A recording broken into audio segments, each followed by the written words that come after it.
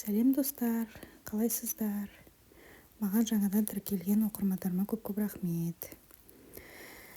Өзімді таныстыра кетейін. Менің есімім Әдемі, 2 баланың анасымын, үйде отқан декреттегі анамын. Алдында қонақ шақырған едім, дүйсенбі күні.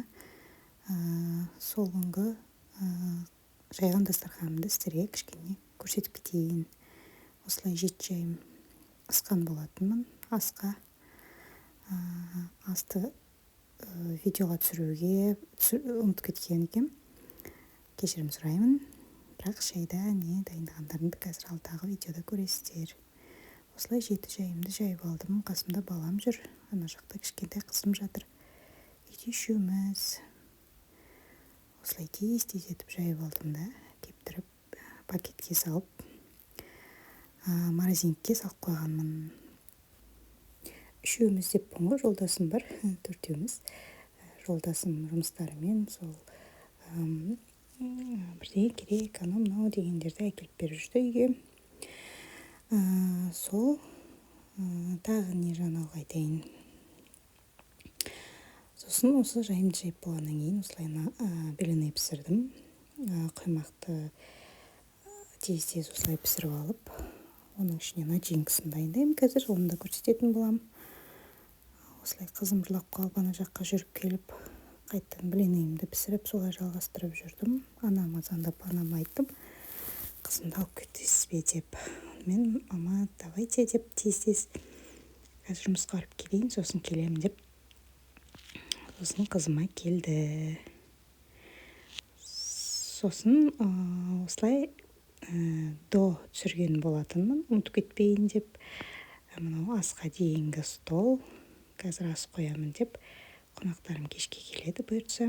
Соған дайындап қойдым осылай. Сосын осылай восточный сладостьімді салдым. Жастар ғой деп курага изюм алмадым. Осындай карамельге оралған арахис, соленый арахис. Сосын түрлі түсті тәттілер. Сосын кептірілген вишня салғанмын.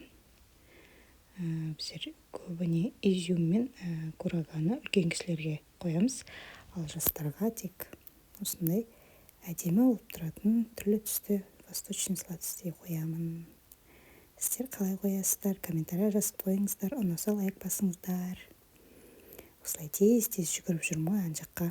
Қызым шөлдеп қалады, тоқарын ашып қалады, жылайды, жалғыз алып қойса, соған барып келіп жүрмін. Мынау кептірілген вишня или черешня, мне кажется, үлкендеу, потому что кішкентай мелкий түрі болады, ол вишня. Бұл өте дәмді и әдемі тұрады, ағытысты, қып-қызыл болып. Осылай дайындап қойдым. Сосын синеге салқын жерге шығарып қойдым. Қазір астан кейін шайға қоятын боламын. Содан кейін салат жасауға кірістім. Осы салат маған қатты ұнайды. Көргендеріңіз бар шығар. Бұны деген күнделікті жеуге де, қонаққа да өте дәмді. Осылай огурцымды тез турап алдым да. Копченый окорочканы қосатын боламын. Бұны аша алмай, одан кейін қайшымен ашып әйтеуір. Сырты қатты екен. Сосын сыртындағы нені алып тастап, терісін алып тастап, сүйегі мен етін ажыратып алып, етін турап салатқа қосамын.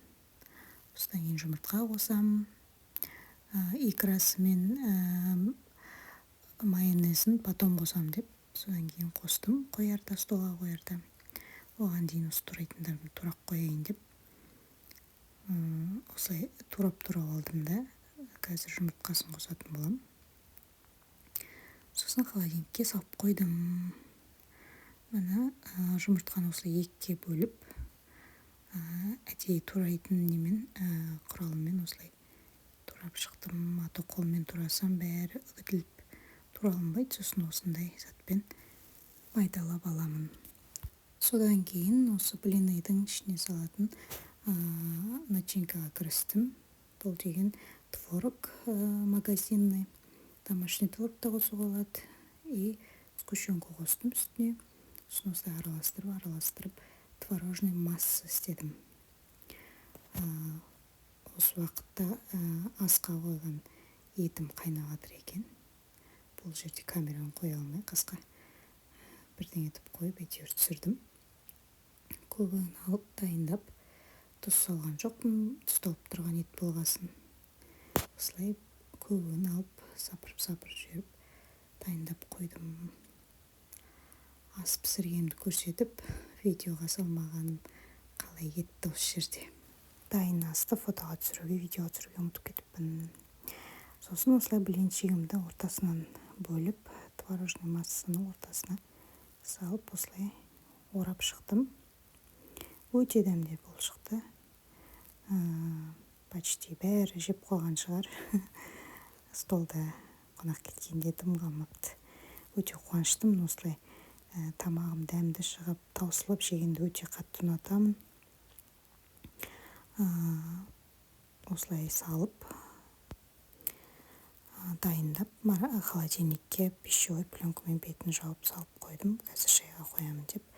Қасына бұның торт, пирог и осы блинный тұратын болады. Қазір дайын күйінде столды көретін боласыздар алдағы видеода. Осылай көп штук шығыпты. Осылай тез салып дайындап шықтым. Анам келетін уақыт болды осы сәтте. Қазір бауырсақ пісіретін боламын. Осылай бауырсаққа кірістім. Анам звондап қалып, келе жатырмын деп, осы сәтте мамам келді. Қызымды тапсырдым мамаға, мамам келіп алып кетті қызымды. Осылай майы кішкене азайып кетті ма, әйтеуір или углом болып тұр ма. Осылай бауырсағым байқап тұрсаңыздар, кішкене ан жағы қызарады, бер жағы қызармай ма, әйтеуір осылай пісірдім. Тез осылай пісіріп, одан садиктен балам келді. Бұл екінші күн негізінде. Бірінші күні банаға жайымды ысқан болатын, морозилке салып, екінші күні осылай шайға қоятын, сол қонақ келетін күн болды. Сосын осыны сол күні дайындадым. Кешке қонақтық болатын болғасын, бәрін свежайлай сол сәтте пісіріп қойдым. Өте дәмді ыстықтай бауырсақ қойдым столға. Вот, осылай шайды осылай әзірледім. Салат, 2 салат, фрукты нарезка қойдым. Осылай әдемілеп, торт пен блины бәрін қойып шықтым. Өте дәмді болды. Қарағандарыңызға көп рахмет.